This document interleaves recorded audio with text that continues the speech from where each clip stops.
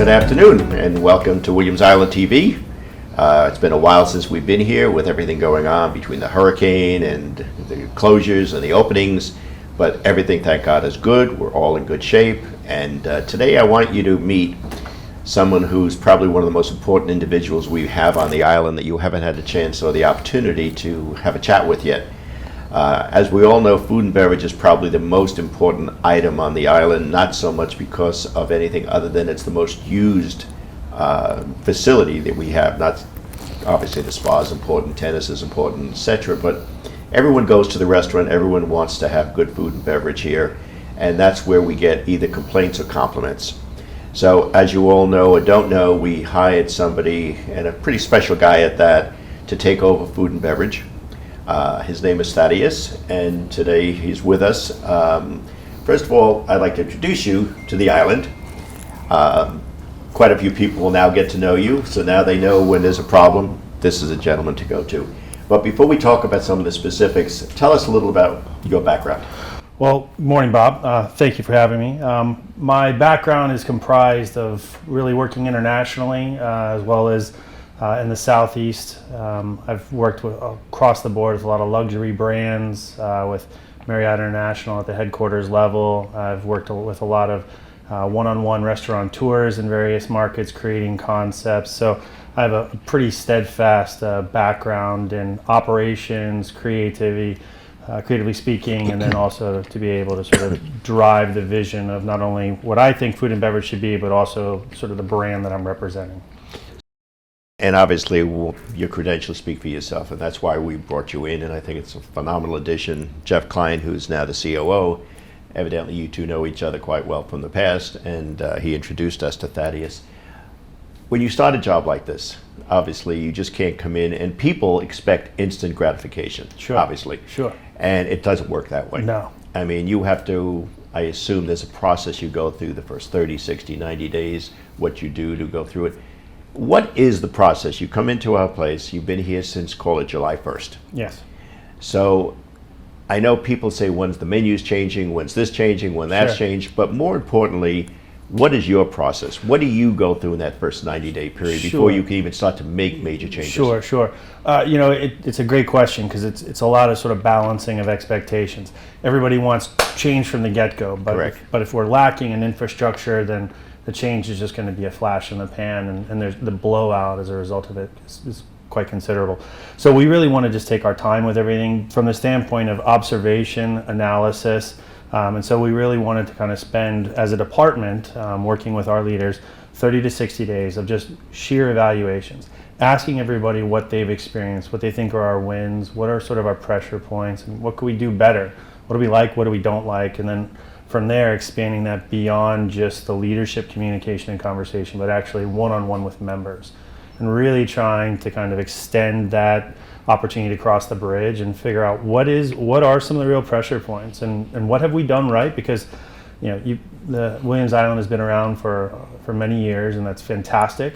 So really, it's kind of a harvesting of all of the positive ideas, and then trying to fit that into a program that's going to represent not only the member interest, but also what the POA needs us to represent, what the boards need us to represent, and make sure that we're providing enough content or enough things to do on the island. I mean, food and beverage, I'll jump in front here, I think is very important because that's the common ground, right? That's where members are coming together. They're looking at each other from across the dining room, and they're inviting us into their homes by way of delivery or takeout. So we have a very important opportunity here to try and right the ship that may or may not have, run ashore a few times. So, but one of the, obviously one of the, I don't want to say complaints, but concerns that Sure. we've had, and I think it was pretty much a common thread, consistency, Yeah. quality control, Yeah. food cost. But from a member standpoint, which is to me the most important item, yes, member satisfaction obviously is critical. correct. And someone once said, very interesting, give them everything you want 364 days a year, let them be happy, and then this last day, we have to pay for it. Correct. But there's a lot of truth to that, because obviously being a club, being in a POA, being HOA, whatever we want to call ourselves, we have almost 5,000 people here, and this is their food and beverage outlet. And this becomes their kitchen. This is Correct. their dining room. This is their home. Correct. So they have a lot of input, good, bad, and different, but they have that concern. Absolutely. And how do you go in here and say, okay, here's what was missing. How do we make it consistent? How do we have the service? Sure. What do you do to start this process? Well, I mean, it's very simple. We ask questions, right? For me to come in and just assume here's what we can do to fix it, that I think it's a disconnect from our members. So by way of the members, utilizing us as an extension of their home, it really has, if we engage them and they engage us, it really becomes less about complaints and more about opportunities, right? I mean, if there's a complaint by way of us not executing something correctly on our end, okay, so in order to address that, that becomes a component of consistency. What are the tools or resources that we've rolled out in the kitchen to make sure that the individual preparing the salad on a Monday prepares it the same way as the guest receives it on a Friday? So the consistency piece is it's a really overarching theme here, because not only are we talking about the final product that the guest is receiving, but we're also talking about all of the inherent costs on the back end that we don't see that go into that. Adding 25 or 30% more of this or 25 or 30% less of this completely changes the flavor profile of the guest. I joke with the kitchen that the most important station in the entire kitchen is really where the appetizers come from, because it sets the tone for the entire meal. That station is called garde manger. In order to accurately run a dining experience, we've got to have the jump be set up correctly. If I don't balance that, let's just say salad, with texture, with acid, with salt, with sugar, if that dish is not balanced, it doesn't matter. We could serve a 10 as the entree. That 10 is going to taste like a 6 because we've left a bad taste from the jump. So I think a lot of it is just really putting together sort of a data pool of what has not worked out and what perhaps got us to why that didn't work out. And then we evaluate that thoroughly, and we decide from there, okay, these were the missteps, these were the cues that we didn't properly pay attention to. So then we go through the next process, the next evolution. One of the things we're focusing on right now is delivery on the island, right? There is a big trust piece that happens once that item leaves our kitchen. So what are we doing to really ensure the accuracy of orders, which I'm sure is a hot button for the members on the island? What are we doing to ensure that not only the kitchen's preparing it right, but also the accoutrements that the guest has requested or the members requested is also being paid attention to?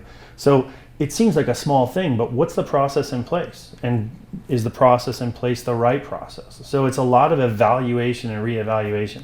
The first 3 to 6 months is going to be really kind of figuring out our momentum, our pendulum with how we're going to run this marathon. Once we get past that, then it becomes, okay, we know strategically the members appreciate when we roll out changes, it looks and feels like this. It happens in this way. So that way they're involved in the process and everybody has a buy-in. Right now it's really a lot about building trust on the island, right? And making sure that we can execute things out of our facilities the way that the members expect they should be executed. So, and that segues into really one of the most important things you talk about, because obviously consistency is really the hot button of all of that. Absolutely. How do you have 3 different people cook the same dish and have it Right. all come out the same? And I guess that's training, that's putting a book together, that's putting a picture together. It's reevaluating the entire way the station's set up. Yeah. So that they can see right then and there as they're making the dish, here's the picture of the food, here's the components that go into it. If you walk by parts of the kitchen, it looks almost more like a billboard than anything else, and that's because we're at the point where we need to be able to make sure that we're Visual. consistently doing that. So you've been here roughly 90 days now. Yeah, correct. And you've evaluated what we have, and you've done some improvements in terms of staffing and your thought process. Now that you've done that, you've had 90 days to evaluate, which is critical, obviously. You have to do that.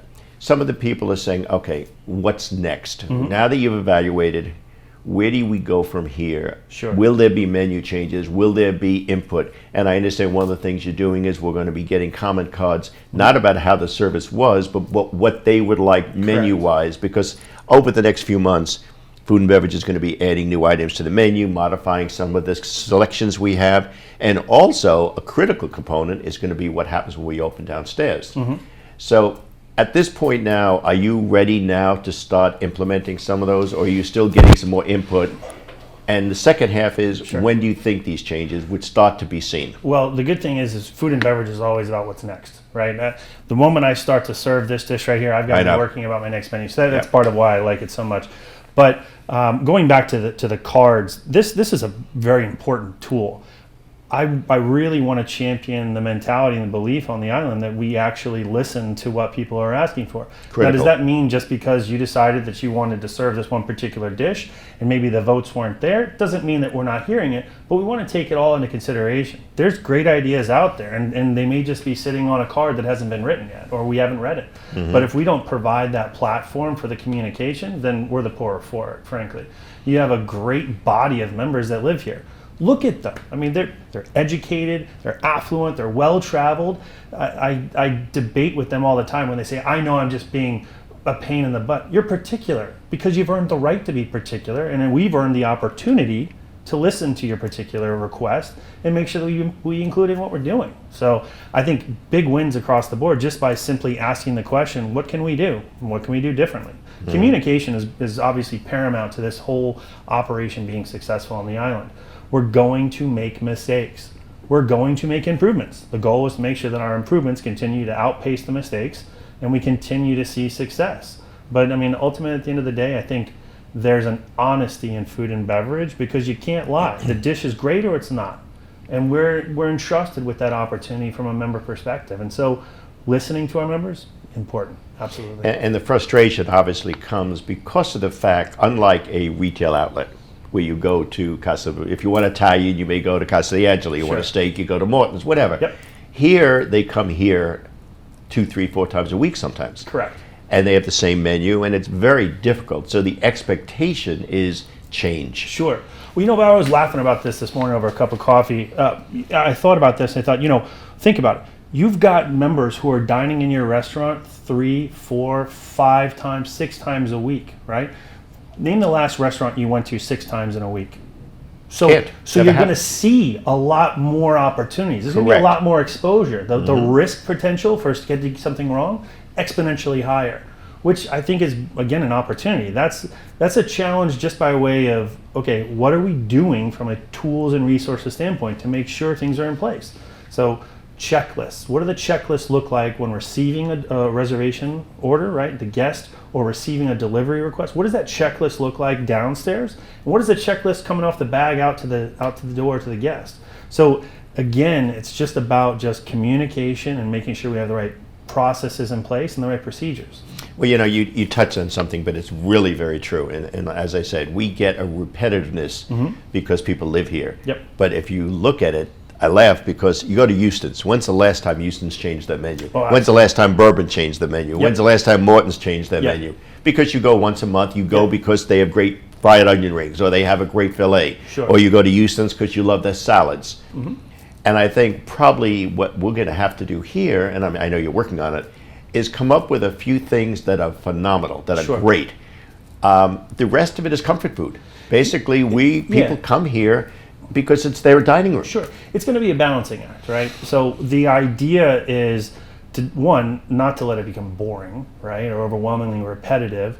And so it's going to be, it's a careful navigation of that, right? I had a conversation with a member this morning who expressed their feelings about the biscotti being a different flavor. And so it's a careful navigation between, it's always made with chocolate chips. We'd like to see what's the threshold for perhaps going with an almond and a citrus. Sure. Wonderful.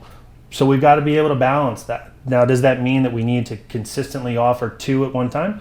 Time will tell with that right there. But ultimately, that's where the challenge is making sure that we give an inch on both sides of this fence, right? So if we're going to continue to create specials in the restaurant so as to continue to drive the experience so it feels refreshing and new, great, but that comes with structure, right? It can't just simply be, you know what, we've got a lot of brisket, let's go ahead and do a brisket special. That's what gets you in trouble. Instead, it needs to be, how many ounces of the brisket are we going to be serving? What are the accoutrements? What are the sides? What does it look like? Are we all agreed on this? What's the price point? Okay, wonderful. Do we have all these boxes checked? Great. Now let's do it as a special. Have the servers tried it. Do the servers know how to speak about it? Are they aware of the dietary preferences? All very simple things operationally, but if we don't focus on them, they become a pebble in the shoe, right? And we've got a lot of pebbles in the shoe that we're working. So I guess if I said to you, what should the world of Williams Island expect specifically between now and the first of the year? Well, one of the big campaigns that I'm pretty hard pressed about is finding out where your food comes from, right? So knowing where your food comes from is almost as important as the finished And let me dish. interrupt you on that because Sure. only because it's becoming a big thing today where it's farm to table. Mm-hmm. Are we now getting more into purchasing, let's say, chickens from free range or the way meats? Yeah. Are we doing more of that health? Huge priority for me. It Huge is, priority okay. for me. Because I'm asked that a lot Yeah. now because health consciousness Yeah. is such an important issue today. Yeah, one of the things that I went through on the back half of August through the front part of September was really taking a look at our menu, and there were some areas where we wanted to make some instant changes, knowing that where our chicken comes from, the diet of the chicken, how it's raised, all of those practices are very important. Making sure that when we are getting a fillet, we know the farm or the ranch that fillet comes from is very important versus it just being a commodity fillet. And I think at times in an operation, if you're not really there with your finger on the pulse, you can find that product that's being served will not reflect the standards that were originally set forth. So that's going to continue. And I think that's something very much important to promote. Absolutely. Because people are so much involved with Bob, that now. it's so much bigger than that because think about it. That really, like we talked about this earlier today about some of the opportunities from a retail or a sourcing perspective with local growers and producers, Correct. Bob, Yeah. and that being such an important thing because that's job creation in our backyard. That's job creation, that's economic stability, that's growth and foundation security. Those are the pillars for anything that we should be doing here. So if we have an opportunity to buy and source that way, 100%, that's where Right. we're going.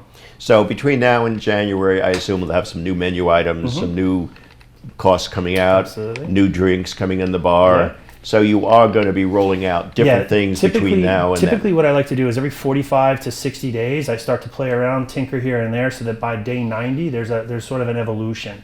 Does it mean I'm going to take all 38 menu items No. and dump them? No.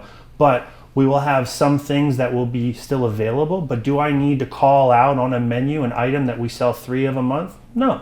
Does it mean that we'll still try to be able to entertain serving that item? Yes, as long as it makes sense. But we want those items that are just simply taking up real estate on a menu to be replaced with things that are new, that have a fresh feel, a fresh taste, and frankly, have content for us to be able to speak with our members about, right? Rolling out a new menu item is a new opportunity to have an engaged interaction with a member versus here's a piece of cardstock, point at what you'd like, and I'll be back in about 15 minutes with it. Well, You what tell I the like story. is that you're going to have this questionnaire. The residents are going to have a chance to have input into Yes. the menu. Yes. You'll evaluate it. Obviously, we 100%. can't do everything, but I think it's important to listen to the residents Yeah. because they have great ideas. Like you said, they travel, they're Yeah. well versed in it, they go to all these other restaurants. And today, there's a lot of choices in the local market area that Sure. we never had. When 25 years ago, Williams Island, there was no place to go. Sure. So this was it. Yep. Now you can go anywhere. But I'm excited that between now and the end of the year, that will happen. But Bob, if I could jump in here, that brings up a really important point I want to touch base on, and it's a sentiment that I think we just want to make sure that we've conveyed it island-wide. I come from a freestanding background, right, where I had my first restaurant when I was 22, and I've worked for large companies, and so I've been able to work across multiple platforms. A comment that continuously is brought to my attention here is that you shouldn't treat or think about it from the profitability standpoint like you would a freestanding establishment. That's not how I think about things. And you and the team here have created such a wonderful, welcoming landing spot to where I don't have that pressure where I've got to charge that extra dollar or two here and there. And that's not how we want to work on this right here. What we want to do is make sure that the guests and the members understand that the people who are here feeding them genuinely care, right? You can't lie about that. You either do it because you really care about it or you're here for the money, right? And that's just a vibe, for lack of a better term, Bob, that I'm just not really interested in engaging in. I'm here because I look at this and I go, there's so much we could do. There's so much we could do. I mean, this is a captured audience of thousands of members, right, who enjoy doing things as long as you put it in front of them. So it's our opportunity to survey, to talk, to engage. What kills me, Bob, is when something happens and it just goes in someone's pocket and it's lost and nobody talks about it. Right? When I get response from guests, I genuinely care. I encourage the feedback and the interaction, because if you don't tell me, it's impossible for me to taste every single dish, right? It's impossible for me to be at every single table. But there's a learning. No matter what, there's always a learning at the end of the day. So I want that transparency. And talking about that, unfortunately, most places don't want to hear criticism. Sure. So therefore, when people do say something, it's only criticism. But I think we learn from our mistakes. 100%. And especially in food and beverage. Yep. And also, you talk about not being concerned for cost, but being concerned. Conscious. The philosophy here is, look, we have to think about food costs, we have to look at our budgets, and we have to make sure we work within a certain budget area. But first and primary is everything on this island is an amenity to start with. It's for the good of the people. We do everything, whether it's tennis, spa, restaurant. We want the very best for our residents. Yeah. Then it's your job to give them the very best, but figure out how to do it within the confines of Correct. a budget, which is your expertise. But you're right. The first thing we want to do is make sure that the quality is there, the consistency is there, and the communication is there. Yeah. And we listen. So talking about all of that, because we're getting ready very shortly, probably by the end of this year, we will be opening up the new deli, call it downstairs, the whatever it's going to be, courtside or whatever. That's something, because this area has become, since we put Starbucks in, has been our focal point. Right. And especially with the closing soon of the clubhouse, I know you have some great ideas. Tell everyone a little about what is going to be going in downstairs, because Sure. that's critical. Sure. Well, first let me speak to the space, right? Yeah. What I love about Williams Island here is there's so many opportunities throughout the island to really try and do something fun and to kind of have the experience change. At Courtside, what our primary focus is going to be certainly on health-related items that we're serving out of there. But we also have a little bit of kind of the naughtier items, right? We want to make sure that Carrie's got a lot of people attending her cycling classes. So we've got the gelato section which we're going to roll out down there. I think you're going to see a much more improved retail offerings. There'll be a much more wide array of options there. Definitely going Now, when you say retail, you're about grab-and-go items, Correct. food items, yes. Correct. That reflect the members' interests, right? I don't necessarily just need to be selling a bag of Lay's. Correct. There's alternatives out there that are healthier, that are better, that are more health conscious, health-oriented items. I've spoken with quite a few members on the island by way of their suggestions for what we can do on the back there. All of our fresh juices, rolling that out. We've worked with a couple members here who've really been quite helpful in identifying some conversations that we can translate into actual beverages we can be serving over there. So we'll have an improved to the offerings by way of what the food menu is, the deli menu, but also some good health conscious options that I think we really haven't serviced well in the community, I think, thus far. Yeah. Now, and for those that don't know, that space that is presently a pro shop and a deli will only be the deli, because we're moving the pro shop over and building a whole new pro shop for tennis. Yeah. So that space will double. So you'll have your gelato station, the coffee, Starbucks and such will still be there, the grab and go will be there, but it's all going to be expanded Yes. with some seating inside, I Correct. understand. Seating inside, comfortable seating, some nice bar height countertop seating as well. But I think there's a huge opportunity in that space to not just let it be what it is from a cafe, a grab and go, a luxury experience there, but also really to make it kind of a secondary hub for culture and social events. We were talking earlier about some of the wine experiences that we'll be hosting out there. I mean, look at the space out there. It's gorgeous, right? I've got the trees, I've got the open fresh air. We're moving into the time of year where the weather's just perfect. Why not take full advantage of that, right? So we're going to continue to flush out opportunities there, hands great. down. Well, because by the end of the year, that whole area will be transformed, new furnishings, new gazebos will Yeah. be put in, new seating capacities, and also there will be some new food opportunities at yeah. night. There'll be cocktails served outside in the beautiful weather. So that becomes a major hub of what we're going to be doing, an extension of what's happening upstairs. Absolutely. And really, I'm glad you said that, because what we really need to do over the next 12 to 18 months with these outlets here, and by that I mean the courtyard area and the grill is. This is about building trust, right? Because when we get to do what we're looking to do over on the other side of the island by way of what was the piano room, I think it's going to be an awesome time. And really, I look at the day to day of what we're doing in our current outfit as just that trust building, right? Yep. So I got to make you believe that it's worth it and it's going to be good here in order to make you go over there, because there it might be slightly outside of the wheelhouse of just what the grill is serving. Yeah, so very definitely. And just, I'm going to go into this a little bit later about scheduling of the new clubhouse and what we're doing with the pool area. But just touching on it, we will be open on the pool area through the season till April. Which is awesome. So we will be able to have the snack bar open, food and beverage items. There will be some miscellaneous food items there now that in addition to what we have, but that will be open through the holidays, through Easter. So we're going to talk later about the scheduling of construction and development of that, but that gives you an opportunity to create something outside there. Yeah, and I mean, I've worked with multiple pool venues, and really it's a lot of fun. It's a lot of fun, the things you can come up with there in the programming. And so we already have that in production underway, and I think you're going to see, I believe our lock-in date is November 1. You'll start to see some real changes over there, which I'm excited about. Oh, yeah. I mean, and that's why we decided another few months, why lose the season? Why? Give you the opportunity to really have some fun over there. Yeah, and to not charge me for it. I appreciate that. I do. We won't charge you too much. That's fair. But on the other side of it, I understand you're going to have a great Thanksgiving dinner coming. Yes. We have a Halloween function coming up. Just briefly, what should we expect? Yeah, so Thanksgiving, everybody knows this about me. It's my favorite time of year. Favorite meal. I may or may not practice it 5 or 6 times throughout the course of the year to make sure we've got it correct. I was going to say, it's important to test it. Inner fat kid, Yeah. So, but that to believe in it. Sure, yeah, right. Just to try everything in succession, repeatedly. But that being said, we've got an awesome meal that we're putting together there. Certainly, we'll have some of the traditional items, but we really kind of want to blow this up a little bit as well.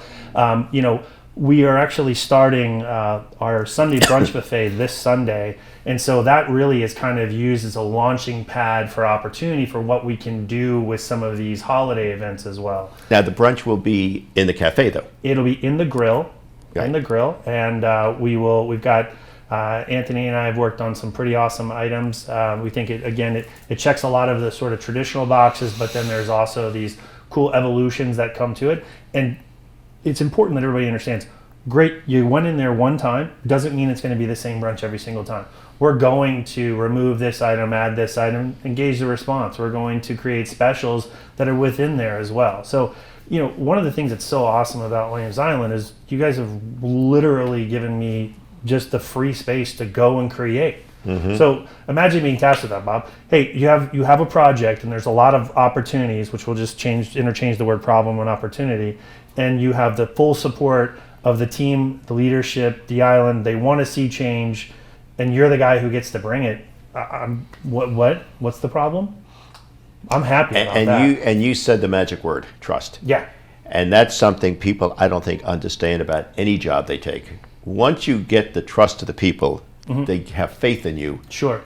But it's going to take a long time. Of course it is. It's not going to happen overnight. Yeah. And trust is all deposits, too. There's no withdrawals. There's no withdrawals. This is the emotional savings bank, I was going to say. Well, I know he's got to go back to work, and I wanted you to hear directly with what's going on. You're amazing, and now you understand why he is here. You've got a clean slate.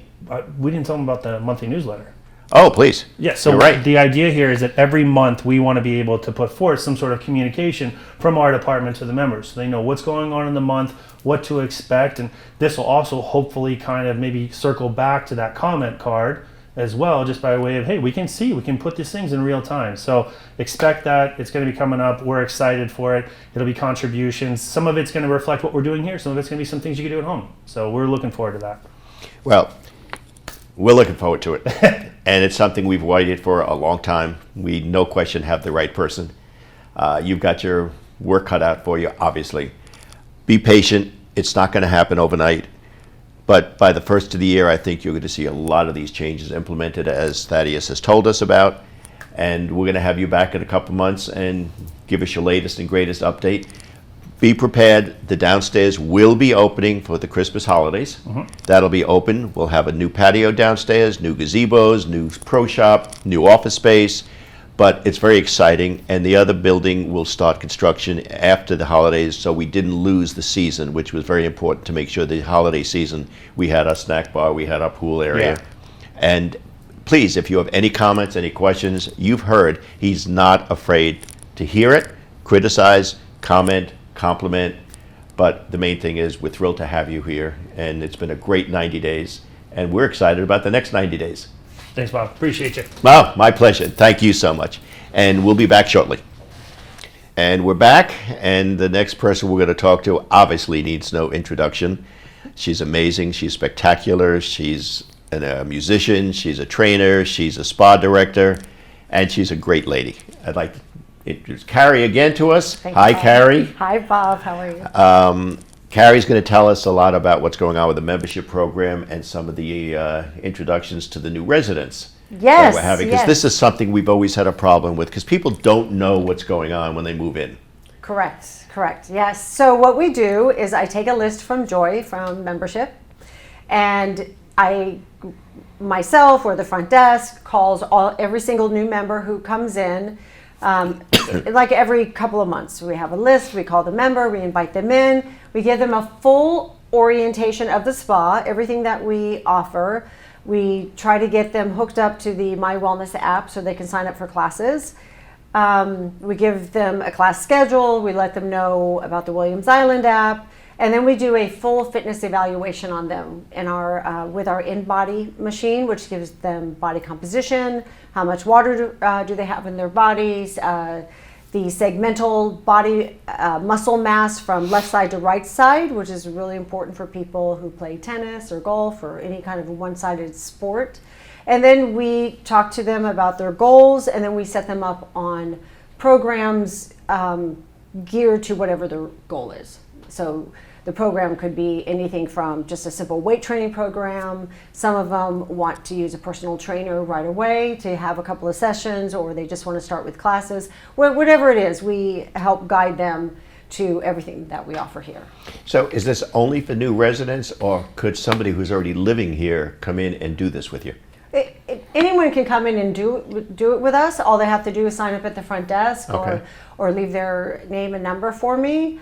But we reach out to new members when they And come once in. they do this, then do you have a follow-up program if they're interested? Is that how that works? Yes, if they're interested, absolutely. You know, we try to, when I see them inside of the gym or whatever, I'll ask them how they're doing, and you know, just kind of follow up, see where they're at.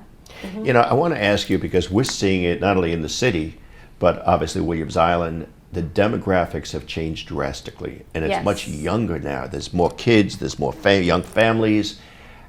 What do you do to gear up? I mean, obviously you have to start changing your thought process about classes, et cetera, for what you're going to do. How do you deal with this? Because all of a sudden, age changes. Yes. So our classes are geared more towards a younger population. At night, I mean, it really, the one thing about a club fitness schedule is that the instructors know that they have to gear their classes from a beginner all the way to advanced, depending on who shows up for class. So it's not like a studio that has, you know, this is going to be your advanced class, intermediate, beginning. We do have those marked on this schedule, but sometimes people, you know, they can only come to a 7 o'clock class. So our instructors are amazing in learning how to deal with multi-level people inside of classes. But the big thing that we're doing is having a lot more family events throughout the year to help with the kids, so the kids Yeah. have something to do. And those are gaining in popularity. It's incredible, the events that we have scheduled. We have, You were they're telling me maxed there's out. one where you have 110 kids already signed up for something? Our Halloween Yeah. Boo Bash on the 28th of October, we're doing a parade of golf carts, so we're all decorating our golf carts. But anyone is welcome to dress up and come along with the parade, and we have a DJ, we have 2 characters. We have Maleficent and Beetlejuice coming. We have a photo op. We have And which one am I? trick or Wait. treats. I think you're Maleficent. Maleficent, Yes. okay. Not Figment. I was going to be Figment. Yeah. So almost every weekend we have something going on, and it's been incredibly successful.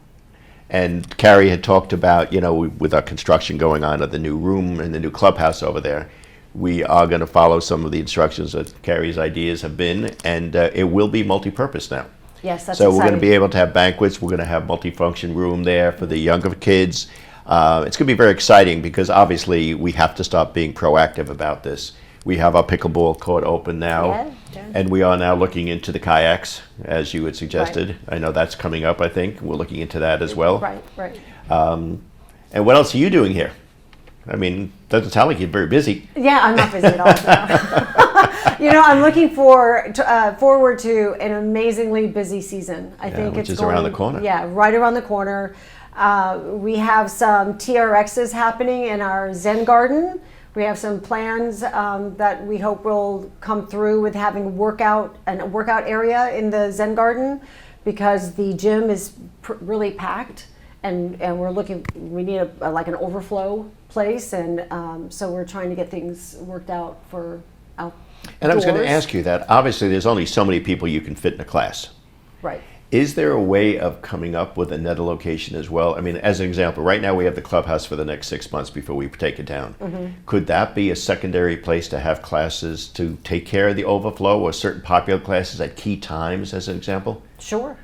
The other place that we use is the Med Village Pavilion. Mm-hmm. It's an outdoor space. We try to do quieter events there because I know the tennis is going on at the same time. We use Doggy Hill, the area in front of Doggy Hill, for some of our yoga classes as well. Yeah, we try to utilize the island, but this is a central hub for people. Yeah. So, I mean, I it's know. going to be a busy year. It will. Yeah. Well, we're thrilled.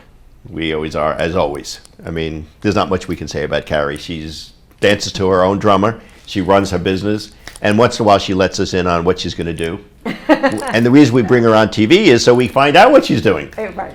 But I want to thank you. Again, I can't say it enough, because what we do here in the spa, what you do in the spa, and how you run it, I've never met a staff of people that are so happy, so excited to be here.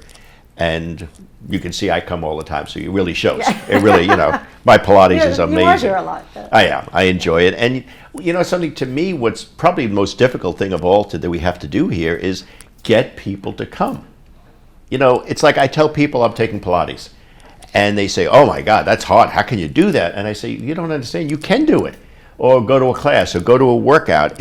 We find that it's almost impossible. You get the same people to come, and once they're here, they love it. But you can't get them here, and you really should all try to come in. There is something for everybody here, and I think that's what Absolutely. you've created.